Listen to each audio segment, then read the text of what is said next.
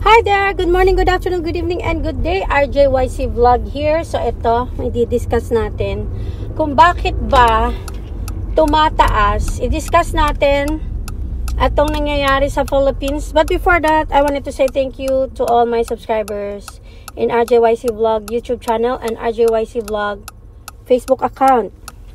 So ito, i-discuss natin bakit ba patuloy na tumataas ang mga kriminalidad, mga kriminalis ay dumadami, mga droga gay ay dumadami, at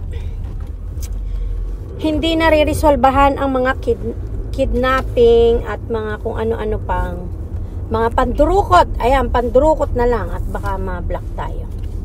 Mga pandurukot ng mga mandarambong na mga kriminalis dyan sa Pilipinas. Bakit hindi nasusolusyonan? Bakit hindi nasusolusyonan yung mga droga gay at lalong nagiging talamak? Alam nyo ba dati nung kapanahunan ni PRRD, sabi nung mga nag-uusap sa kanto na mga magkakapitbahay, naku, yung kapitbahay ko na droga gay addict, nagsisilayasan na sila dun sa baryo namin. Ganyan ang usapan. Pero ngayon naman, ang usapan sa mga bayan-bayan, baryo-baryo, kanto-kanto. Naku, umuwi na tayo kasi nagsibalikan na naman yung mga jodik at mga kampon ni Taning at mga BFF ni Bangag, BBM. Nagsibalikan na naman sila. Ganyan ang usapan. Bakit tanyo? Bakit ganyan? Kasi nga po, ay ang Chief PNP nyo dyan, yung inyong CIDG, General Problem, kasi general daw siya, pero para sa akin, he is a general problem. Na mandurukot dinekwat niya at kinidnap niya at dinukot niya ang ating presidente ng Pilipinas at dinala sa ICC. Kaya hindi siya general. General problem pwede pa. At yung kanyang mga star na nakuha at ang kanyang mga ano ba yung nakuha niya? Posisyon na nakuha niya ay walang kwenta yan. Kasi nakuha niya yan sa pagtatraidor sa sarili niyang kababayan at sa taong minsang nagtaas ng sahod niya at nagprotekta sa kanya. Kailangan ko pa bang banggitin kung sino siya? Ayan si Torre, General Problem. Okay? So, wala akong kagalang-galang at karespeto sa tao na yan So, yeah. So yan, si Torre, si Marbil, si Remulla, at kung sino pang Remulla, at ang NBI, Santiago, at PIDEA, at kung ano-ano pang mga men in uniform. AFP Browner, yung mga yan. Wala ako natitirang mga respeto sa mga yan ngayon dahil silang dahilan kung bakit tumataas ang mga kriminalis dyan sa Pilipinas. Dahil nakafocus silang sundin ang mga baluktot na utos at sigaw sa kanila ng kanilang boss na Bangag din. The fact na hindi mo kayang suhituhin ang yung pinamumunuan na Bangag na presidente, paano mo gagawin yan sa bayan mo? Yung ultimong namumuno dyan sa Pilipinas, hindi nyo nga masuheto. Hindi nyo nga siya mapatest kung mapa-hair follicle, kung totoo ba o hindi, kahit naman may mga manifestations. 'Di ba? Yan ang dahilan kung bakit hindi nila mapababa ang mga kriminalis sa Pilipinas at hindi nila mahuli-huli yung dapat nilang hulihin. Dahil kung hindi ako nagtataka, baka mga kasabwat pa yung mga yan. Kasi the fact na meron ka ng kriminalis na pag-iisip, lahat pwede mo nang gawin Lahat pwede mong gawin para hindi sundin ang batas. Tapos saan kayo busy? Saan sila busy?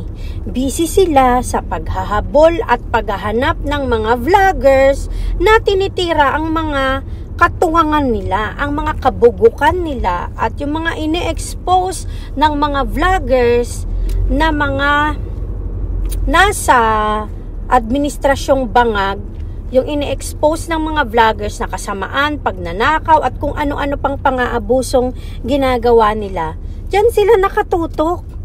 Yan yung hinahanap nila imbis na yung mga totoong kriminales. Alam nyo ba yun? Yan ang totoo. Kaya nakakahiya na maging Pilipino ngayon. Wala na kayong aasahan, wala na kayong lalapitan. Kapag may mga problemang legal o problemang kailangan yung tumawag ng mga PNP, mga kung sino-sino pa man na men in uniform, wala na. Hindi ko nilalahat, pero yung mga opisyalis nyo yung nasa taas, tinapon na nila sa kanal ang kanilang mga dignidad at prinsipyo para sa posisyon at para sa sa lapi. I don't know. Kasi ang bilis nyong itapon yung mga integridad nyo eh. Ang bilis nyong itapon yung mga dapat sanang pinakaingit-ingatan yung dangal bilang men in uniform. Hindi nyo na marespeto yan. Dahil nga, nakatutok kayo sa pagsunod dyan sa bangag nyong presidente.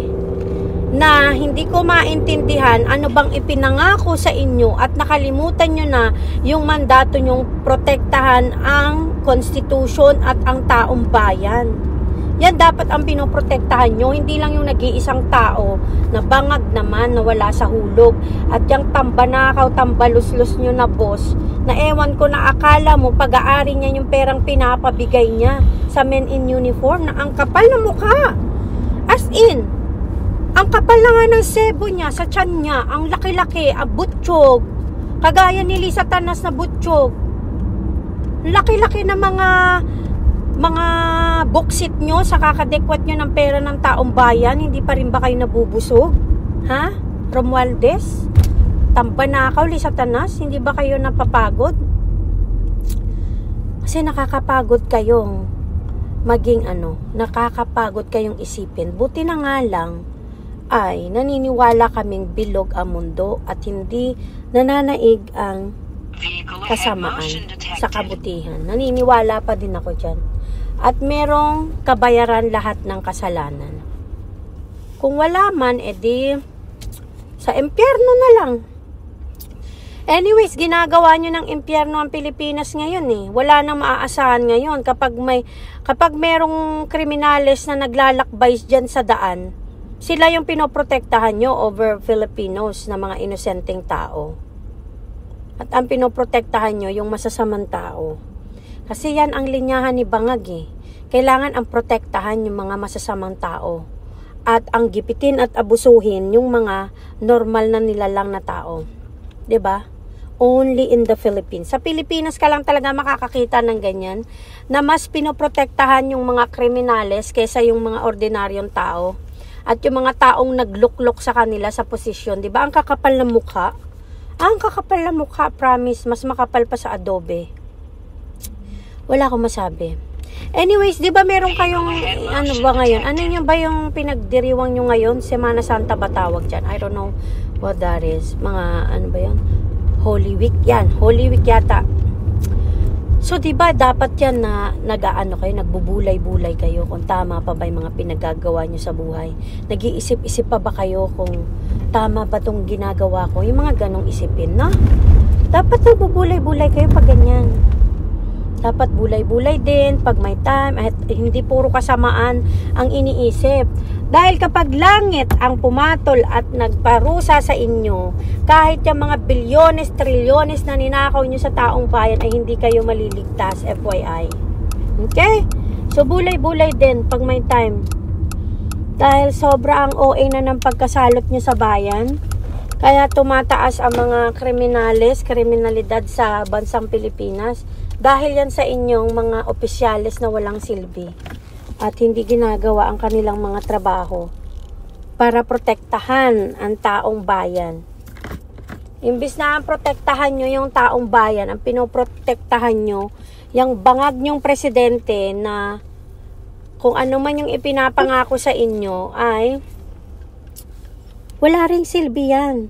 Kung hindi kayo nakakapagsilbi sa taong bayan, ang moralidad nyo, ang mga integridad nyo, yan ang, it's gonna stay with you. It's gonna be part of the history.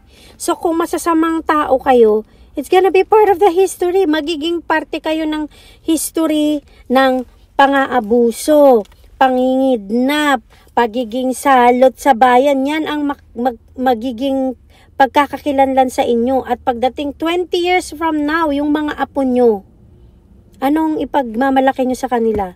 Ako yung nagkaroon ako ng star, ng medals kasi kinidnap ko yung presidente ng Pilipinas na nire-respeto at minamahal ng taong bayan na nagdoble sa sahod naming mga pulis. Ganun.